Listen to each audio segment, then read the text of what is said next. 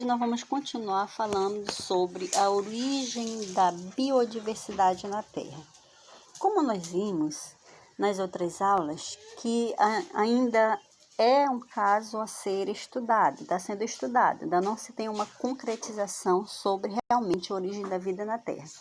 Então vamos perceber que até o século XVIII e XIX, a única explicação para a variedade de seres vivos era que uma criação divina no início dos tempos, quer dizer que era a partir dessa criação divina, tá? Então considerava-se o fixo o número de espécies de seres vivos. Então essa ideia ela ficou conhecida como fixismo. Entretanto, no século XVII, outras explicações começavam a surgir. Nós vamos observar a partir de duas ideias principais. Vou falar de três, mas duas delas a gente vai abordar com mais a profundidade, que é o lamarquismo e o darwinismo. Vamos ver de que forma eles podem defender essa sua teoria, tá? Então, o Lamarck, ele afirmou que as características de um ser vivo, eles podem se modificar durante a sua vida em função de serem mais ou menos usados. Então, essa teoria dele, ela ficou conhecida como, aliás, quando ele coloca assim, que é muito usada e se desenvolve, que é pouco usada e se atrofia, então ficou conhecido como a lei do uso e desuso. Veja bem, é a lei lamarquista, tá? Então, ele dizia assim, que um órgão faz com que ele se desenvolva a sua inatividade e leva à atrofia, o caso do uso e desuso, além das modificações provocadas pelo meio pararem para as gerações seguintes. No caso, ele chamou de caracteres adquiridos. Então, os indivíduos eles poderiam adquirir certos caracteres. Aí ele entra com um exemplo básico que vocês também já devem ter conhecido, é com relação ao pescoço da girafa, né? Ele diz assim que a evolução do pescoço das girafas era uma necessidade de alcançar as folhas das aves, provocando o alongamento do pescoço. E isso seria transmitido de geração a geração. Essa hipótese, ela parece interessante, mas hoje em dia ela não é considerada, tá? Então, essa é a teoria lamarquista. Veja bem, nós estamos falando da lei do uso e desuso, tá? A outra teoria lançada, vocês podem até estar acompanhando no livro de vocês, a outra teoria que a gente vai abordar também é a lei do darwinismo, ou seja, darwiniana, tá? Essa lei darwiniana, ou seja, lei de Darwin, ele diz o seguinte: para seres, deixa eu ver onde está aqui, para o Darwin, a hipótese dele é a seguinte, isso é a hipótese mais aceita: os seres apresentam diferenças e como não há condições de todos sobreviverem, somente alguns vencem a luta pela vida. Veja bem que Darwin ele não conseguiu explicar a origem da diferença entre os seres, tá? Veja bem, então existem algumas diferenças ou variações entre os indivíduos apresentados por meio da reprodução. O número desses indivíduos aumenta bastante, havendo, entretanto, uma seleção dos mais aptos às diferentes formas. Vou voltar de novo aqui no Lamarck. O Lamarck, ele defende a lei do uso e desuso e a herança dos caracteres adquiridos. O Darwin, ele defende a variação, ou seja, o próprio ambiente, ele se encarrega de selecionar os mais aptos, ok? Então, essas explicações podem perfeitamente, a partir de nova descoberta, ou seja, partir de nova descoberta, né, ou seja, novos estudos, não considerado no futuro. Veja bem que quando a gente coloca a situação dessa evolução dos seres vivos, a gente vai perceber que vários processos ainda estão em estudo. Então, a gente vai acompanhando aí essas teorias. A teoria moderna, no caso da evolução,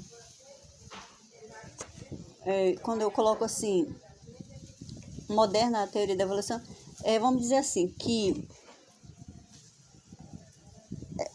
a causa das variações entre indivíduos de um mesmo grupo é explicada por fatores evolutivos. Esses fatores evolutivos são a mutação gênica e a recombinação gênica. A mutação gênica são alterações bruscas e, ao caso, sofrida pelo material genético e não refletem a necessidade da espécie. Logo, podemos dizer que a grande maioria das mutações é descartada por determinado aparecimento de variações menos adaptadas, ou seja, as poucas mutações que determinam vantagem no ambiente são multiplicadas nas gerações seguintes. A recombinação gênica, ela é resultado da reprodução sexuada, isto é, a mistura, ao caso, são diferentes conteúdos dos gametas de uma espécie promovendo o aumento na variedade de organismos. Logo, a moderna teoria da evolução foi chamada de teoria sintética ou neodarwinismo. Tá? Olha só, que aí a gente está falando de outro fator que é o neodarwinismo. Tá? Levando em consideração vários fatores, tá? Como, por exemplo, quando se fala em evidência da evolução, podemos também falar sobre as adaptações que esses seres podem passar, levando em consideração também a camuflagem, como os seres eles conseguem, digamos assim, se disfarçar por meio de uma coloração protetora, procurar um disfarce para eles poderem sobreviver, tá? Levando em consideração também o mimetismo, que é outro fator, né? Que um tipo de adaptação dos animais, eles fingem ser o que não são, né? Isso é uma busca pela sobrevivência, tá? E assim vai ocorrendo o que nós chamamos de evolução.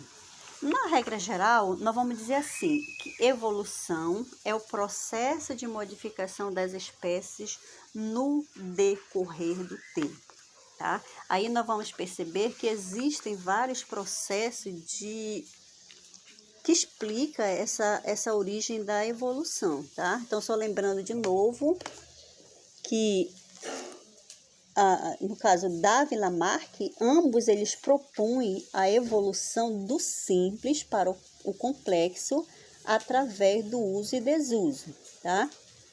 Essa é a semelhança de ideia entre Darwin e Lamarck.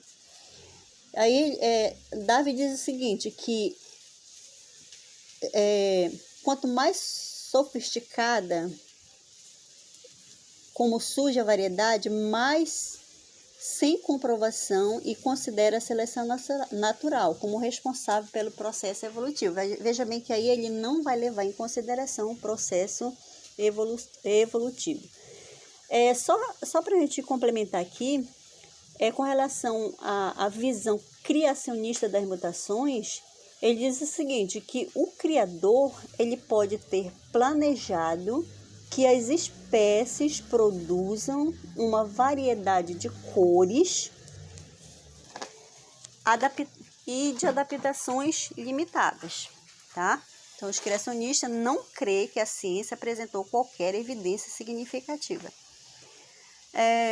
Na ideia neodarwinista, muitos líderes na síntese moderna, eles ressaltam que pelo acúmulo de mudanças relativamente pequenas, seria possível a produção de mudanças profundas e necessárias para a macroevolução, ok? Então, resumindo, a mutação ela fornece a variação dos seres vivos e, através da seleção natural, sobrevive os mais aptos e no processo lento ocorre a evolução através dos tempos, tá?